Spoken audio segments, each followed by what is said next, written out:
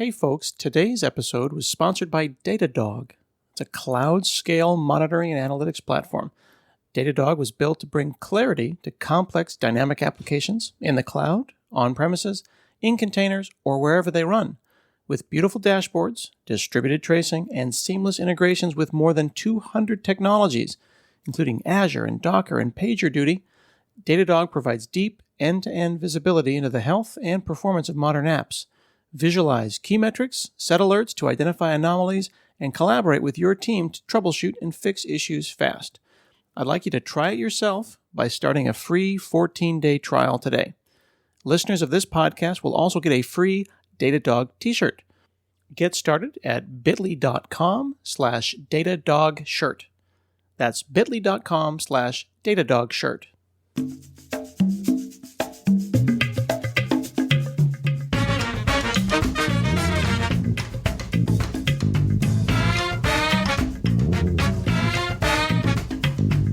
This is Scott Hanselman. This is another episode of Hansel Minutes, and today I'm talking with Steve Sanderson. He's a senior software engineer on the ASP.NET team at Microsoft. Full disclosure, I also work on the ASP.NET team.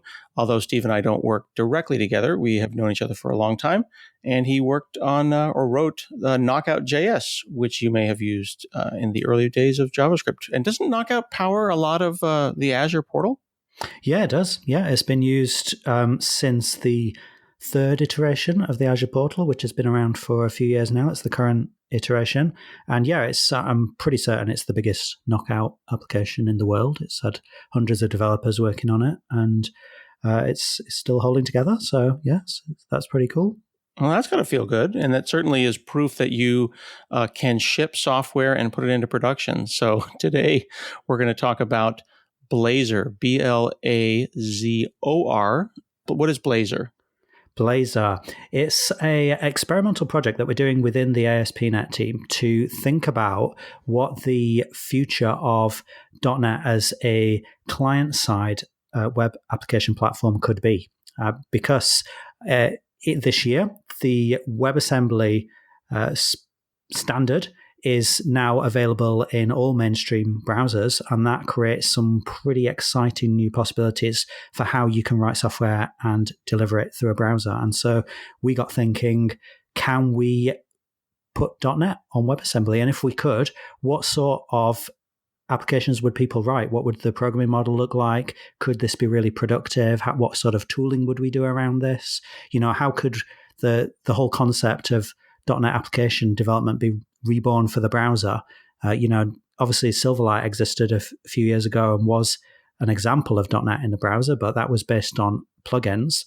Now plugins are not really viable in the modern world, but WebAssembly is very viable. WebAssembly is the modern way of delivering all kinds of applications that are not written with JavaScript into a browser. And so we're excited about the possibility of doing .NET development that way. And Blazor is an attempt to build an application framework that uses those technologies. And at this stage, it's not a committed product, but we are very much hoping, some of us on the team are very much hoping that it will become eventually a committed product that people will be able to build production .NET applications with. Okay, so there's a lot I want to parse and take apart there. So let me kind of break down a couple of precise questions so I can get an understanding here. So back in the day, when you wanted to do something the browser didn't support, when you wanted to run native code or you wanted to run your own stuff or just generally break the rule, you'd install a plugin. And wasn't there a thing called NS API? It was like the Netscape way of attaching native things to browsers. Yeah, that's right. Plugins have been around for longer than I've been doing any software development. Like plugins are a very old concept, for sure. But they were not really viable as of the whole move to mobiles. As some people claim that Apple is largely responsible for killing plugins because Steve Jobs was so adamant that Flash was never going to run on iOS, and their mechanism for ensuring that was to not have any way of doing plugins. And given that, considering how many people have iOS mobile devices, it's not really viable to ship a product that depends on that. And I don't know if that really is the thing that shifted the industry, but a lot of people claim it. And in any case, the net result of whatever has happened is that modern browsers don't allow plugins of that kind anymore. Well, and then there were some security concerns around plugins, because the plugin doesn't run necessarily in a sandbox, in a formal sandbox. I mean, they were in-process DLLs that ran within a process that was managed by the browser, but there was always this idea of native code that could do evil things. Yeah, so I know that was a concern. Yeah. I mean, the minute you install a plugin, you're trusting a third party to protect your machine against running third-party code. And it's a very, very hard problem to solve, and browser makers spend a huge proportion of their time trying to keep this sandbox robust. And when you start bringing third parties plugins into it, it is very, very difficult to guarantee that security. And I think in practice, the security didn't turn out to be that solid. So the other thing was that when a browser didn't do what we wanted it to do, like not the browser people, the community, used plugins as a way to make our own virtual machines. Like we had Flash, we had Java, we had Silverlight, all as a way to break out of that sandbox, for lack of a better word, and then build on top of that and have plugins of their own. You could almost look at as a Flash file as a plugin to the Flash plugin, as a plugin to the web itself. We were building ecosystems on top of plugins that were themselves virtual machines. Yeah, that's right. So what is WebAssembly then? Is WebAssembly a solution to the plugin problem, or is it something more? Yeah, so WebAssembly is not a way of changing the sandbox that the code runs inside. A lot of people, when they first hear about WebAssembly, developers immediately run around with their arms in the air shouting, it's going to cause terrible security issues because people are running machine code inside a web page and we can't protect ourselves against that. But that's not what it is, and that's not a problem that is triggered by WebAssembly. Anything that is running under WebAssembly is within the same browser sandbox. So what WebAssembly actually is a specification for a bytecode format. So it's a format for machine instructions that's quite a low-level format, hence the name WebAssembly. It's not regular assembly. It's not x86 machine code or any other specific instruction set that runs directly on the CPU, but rather is an instruction set that's more like the instructions for the Java virtual machine or the Microsoft Intermediate language for .NET. So it's a more high-level, low-level language, if that makes sense. And then the browser is going to take that and it's going to execute it. And it does so by just-in-time compiling that to the real machine code format of whatever machine it's actually running on, in exactly the same way that it does for JavaScript. So when the browser downloads a normal JavaScript file, it can interpret it and stepping over each of the instructions in the original JavaScript text format. And to some extent, browsers do that.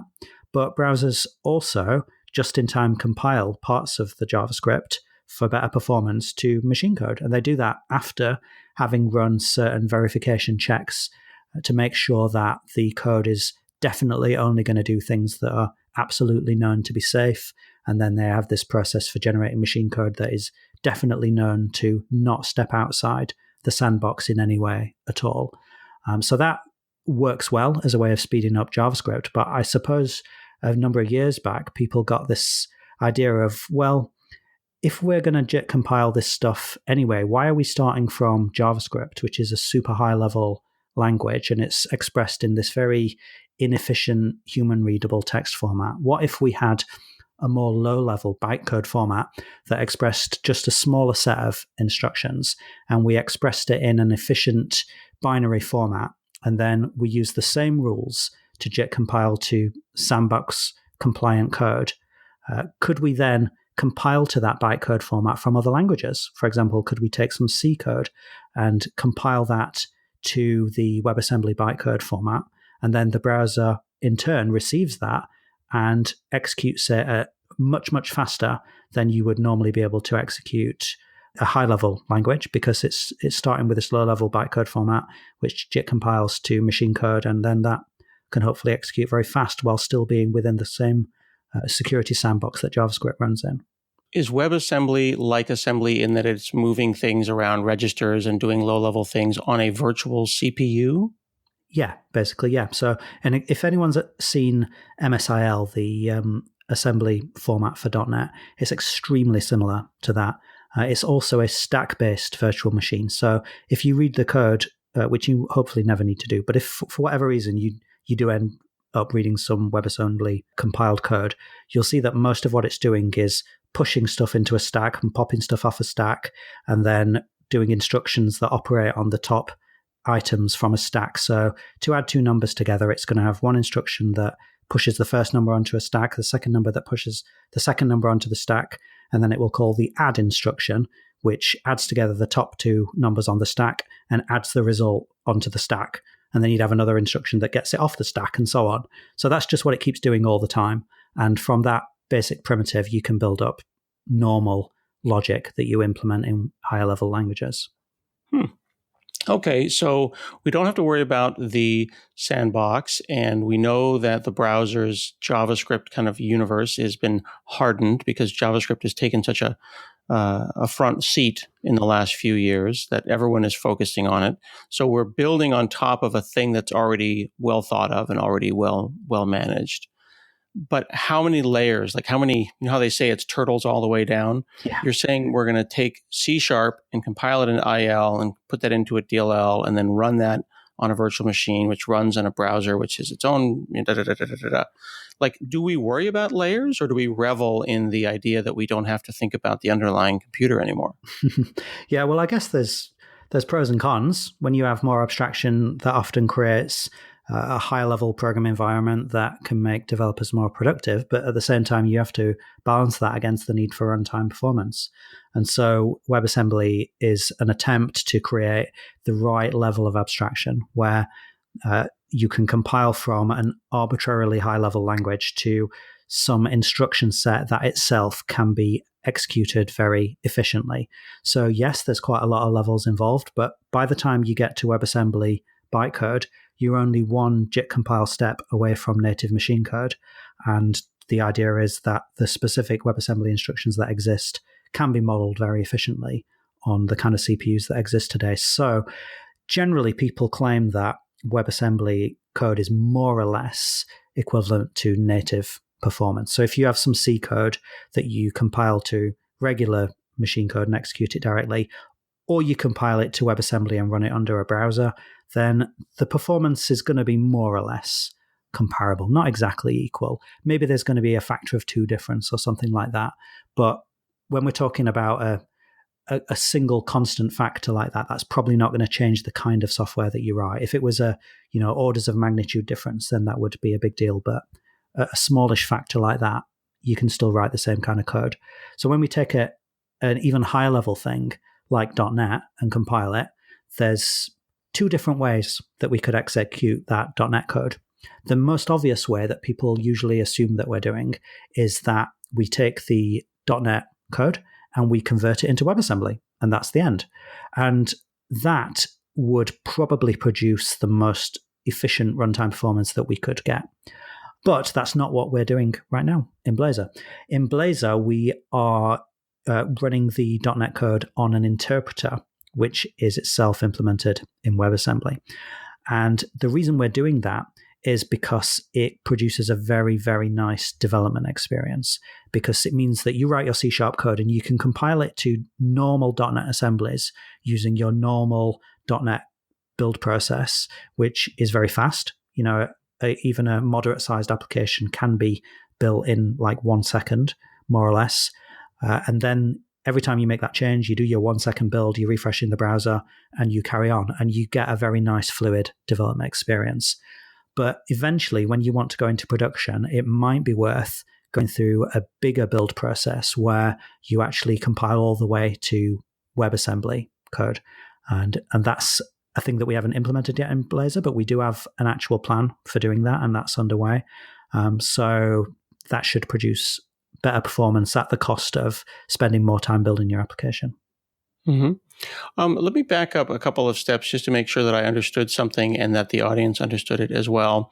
When I was describing kind of the conceptual stack as being deep, and implying that there's possibly concerns or, unspecified concerns around perf or whatever. I felt like what you said really explained a lot to me. Like just because the conceptual stack is quote unquote 10 deep doesn't necessarily mean that is representative of a call stack, nor is it representative of 10x performance. Like you just said, we're going to collapse this all the way down to machine code, and it's going to get executed pretty darn close to the metal. And that conceptual stack was there for a number of reasons, but not at runtime effectively. Yeah, that's right. Yeah. And my hope is that most developers who are writing logic in C# are not really thinking about anything apart from their C# logic. That's the thing that you focus on. You know roughly what the performance characteristics of different C# code is, and that it will be reflected in the reality of your application. You don't have some new special rules for the fact that it's on WebAssembly, because the actual eventual set of instructions that the CPU is executing is not that different from what it would have been under normal .NET desktop runtime. Okay, so then that gets to the, at this point in the podcast, there may be someone who made it this far who's like, yeah, but why don't you just learn JavaScript? Why are you doing this? And it seems like the answer is because C# makes us happy and because .NET is an enjoyable environment. And maybe this could be something that .NET developers would enjoy doing and be productive doing. Yeah, that's right. That's right. And I personally aspire to see the day when web development expands beyond its current scope a little bit. I think web development has certainly come a long way over the last 15 years or so, but it's still a very constraining kind of development environment. Software developers building web applications are much, much more limited in their choices of a technology than developers building desktop apps or mobile apps or games or embedded software. All these different areas of software give you the flexibility to use a really wide range of languages and tool chains, and teams pick the ones that are best for them, for the problems that they're solving, for the particular development culture that they want to be part of, whether it's functional programming or scientific programming or really low-level programming for embedded devices or whatever. People pick what is best for them, and that's good and healthy and mature. But web development has always lacked that a little bit because we've been so constrained over, basically everything has to be JavaScript or has to be something that compiles to JavaScript and has more or less the same semantics as it. So I hope that web development as a discipline will be able to grow up and mature a little bit and give teams a much wider set of choices that meet their needs in specific ways. And so .NET, I hope, is just one of the forerunners of that. Yeah.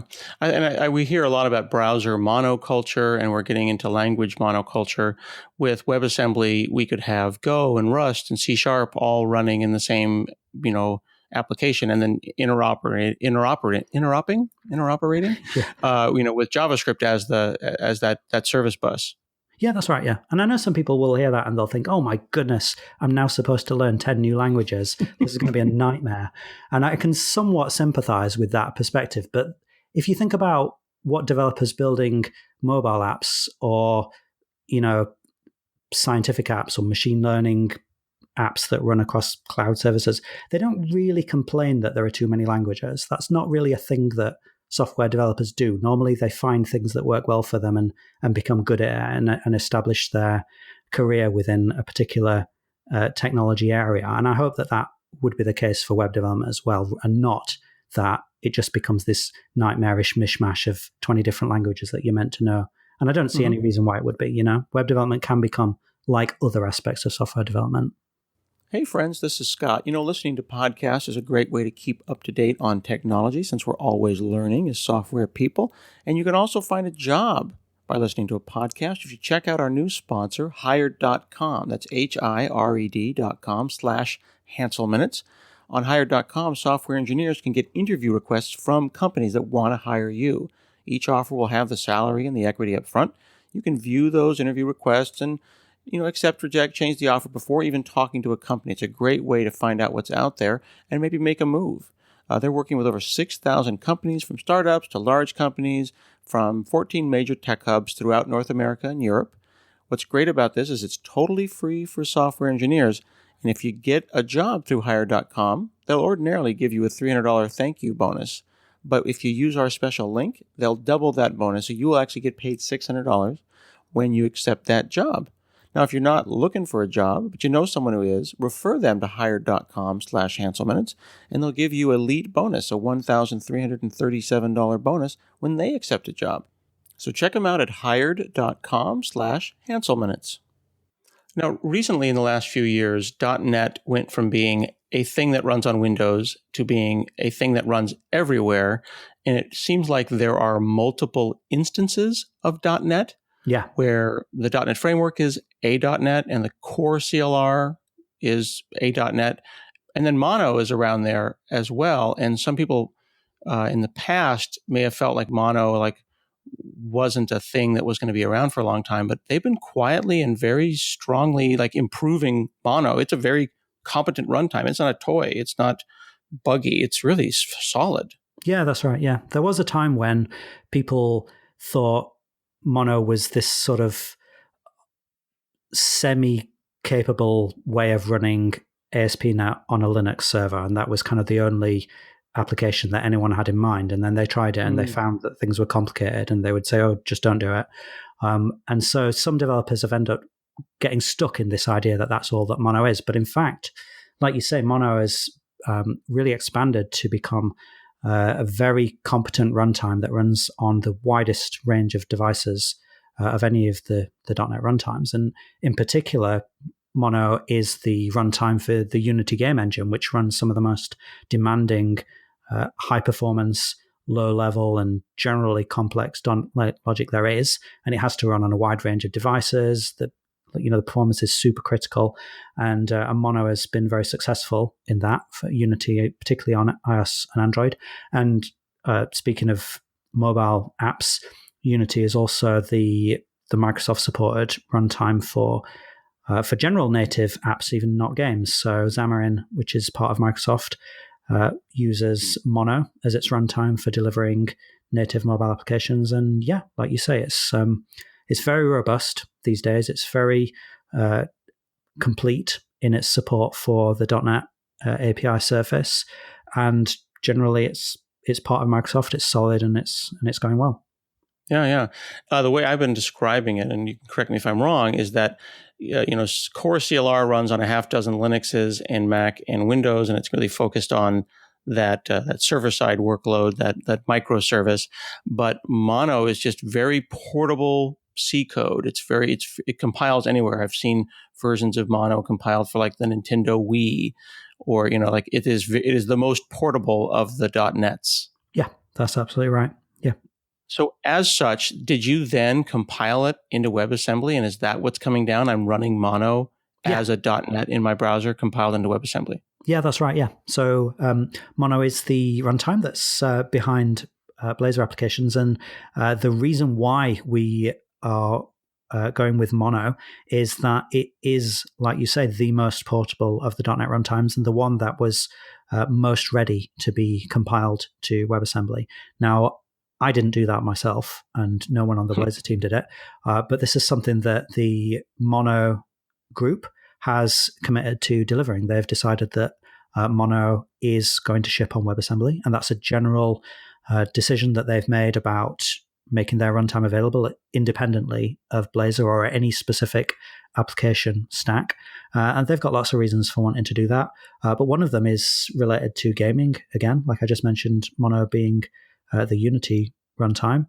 Unity also has shipped the ability to compile to WebAssembly for a while, and they've done that based on their own separate mechanism for compiling .NET to WebAssembly.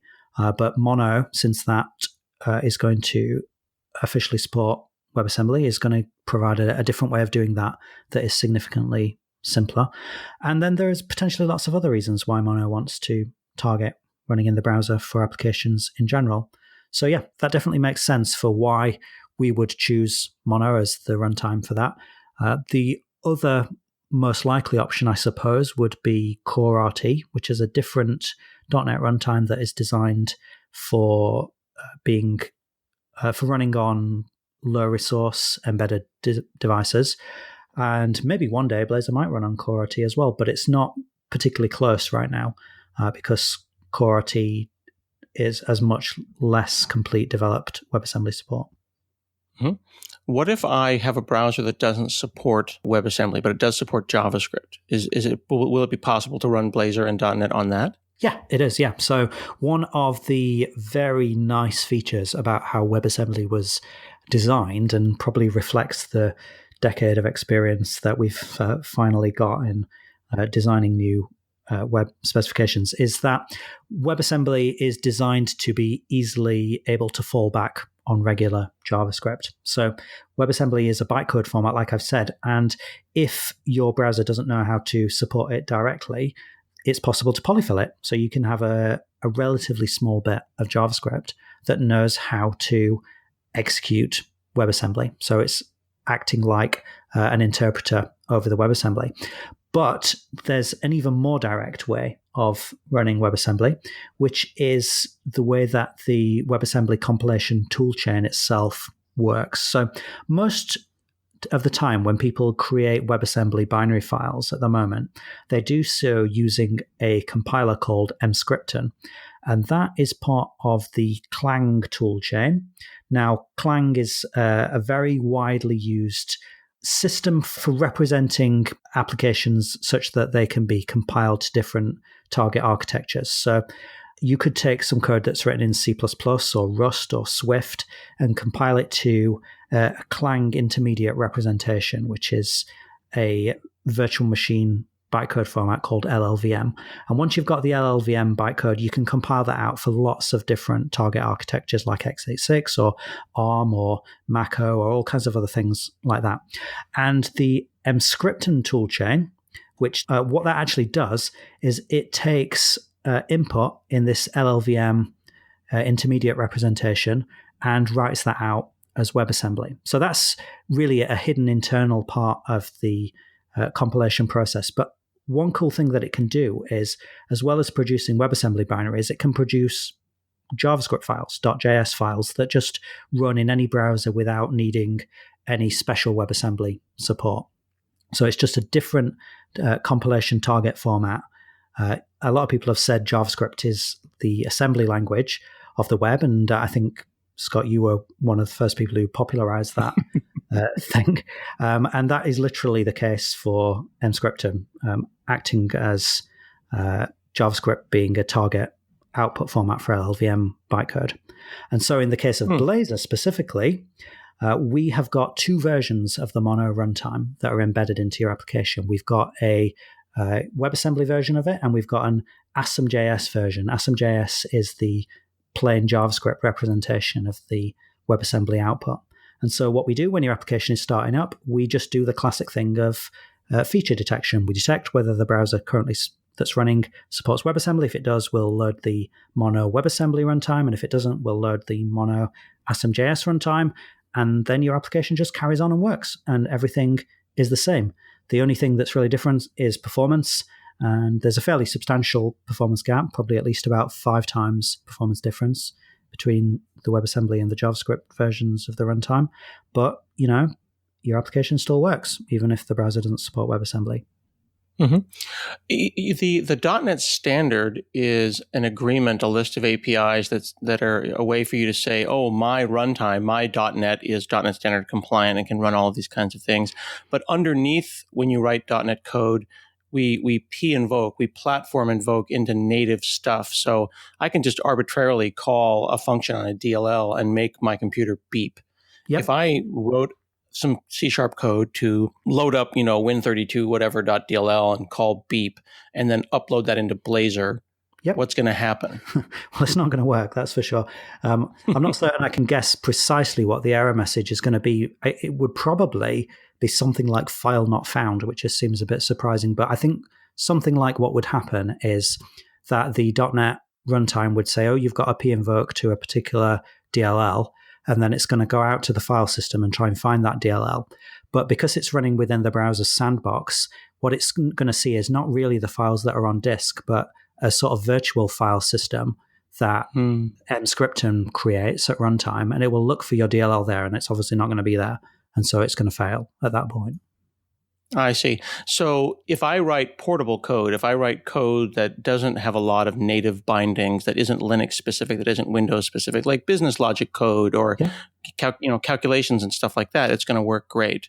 But Yeah. then if we up level it, Blazor is also a framework to design UIs, but it's not like Silverlight, right? You're not painting buttons and stuff. You're on the web, so you just do web stuff. We just write HTML. Yeah, that's right. Yeah. So Blazor is trying to provide a .NET way of writing your application logic and conventions around structuring the application that are productive and tie in with what C# developers expect.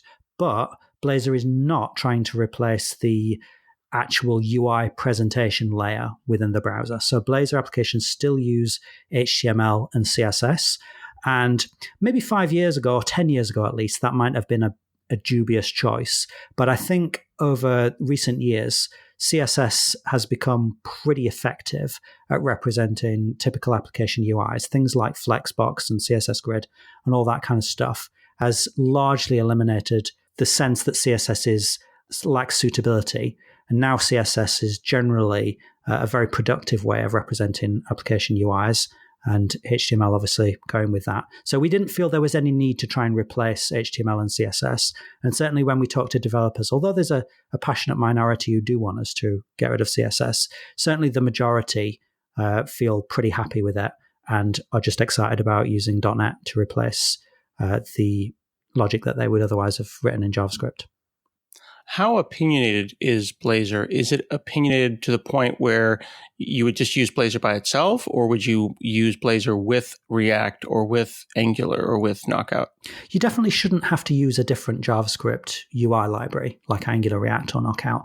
Blazor provides all of the stuff that you would need from your single-page application framework. So Blazor applications are written with a combination of C# and Razor files. Now, Razor, most listeners will know about, but for anyone who doesn't, Razor is a syntax for generating HTML from the middle of C# logic. So it's somewhat akin to, I don't know, let's say JSX for React developers or Angular templates, but really it very closely matches what C# developers are looking for. And it's a pretty well-established syntax. So in Blazor, each one of your Razor files is a component in the same sense that you have Angular components or React components or Knockout components. So it's a self-contained bit of user interface, and you can structure your whole application out of a collection of components. You can do all kinds of things with them, like pass parameters in and get callbacks from them and derive subclasses of them and all that kind of stuff. So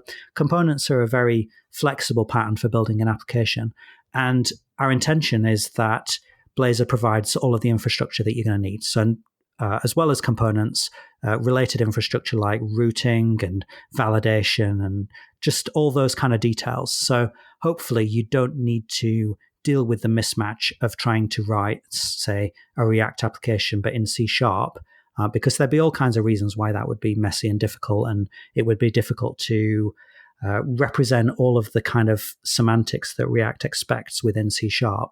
We don't want that kind of awkward mismatch. So we've created an application framework that's really tailored to C# as a language. Mm-hmm. So as of the time of this recording, this is an experiment in that you are kind of collecting feedback or hoping that the bosses at Microsoft will say this is a great idea and then put a team on it? Yeah, exactly. Both of those things. So I'm hoping that we're coming up too close to our experimental phase, and we might be able to make some announcements about that. But those decisions have not been made yet, to my knowledge. It's looking good, though. We've had some very, very positive response from the community. We've collected lots of data about how great people say it is, and I'm feeling fairly optimistic that we'll be able to build a product out of this. And depending on when people are listening to this podcast, hopefully there might be some news about that, but not as of the date of recording. Okay. And people can check this out. I think the website is Blazor, BLAZOR.net. And it's pretty easy to get started. It works anywhere. Works on Linux and Windows and Mac. And you just do it in Visual Studio Code, I suppose, eh? Or do you need Visual Studio proper? Well, that's One of the things that we definitely want to improve on if we build this into a real product at the moment, the best tooling is definitely in Visual Studio on Windows. And we've started there because we had a lot of expertise with doing Razor there. Razor support in VS Code in general is a bit limited right now, but it's definitely our hope that we would bring a complete tooling story cross-platform with VS Code. It's not there today. Very cool. Very cool. Well, I wish you all the best. I think it's a pretty exciting project, and I've presented it at local user groups and stuff. So I'm going to do my best to go out and spread the word. Excellent. And I hope that people check it out at blazor.net. Thanks so much. This has been another episode of Hansel Minutes, and we'll see you again next week.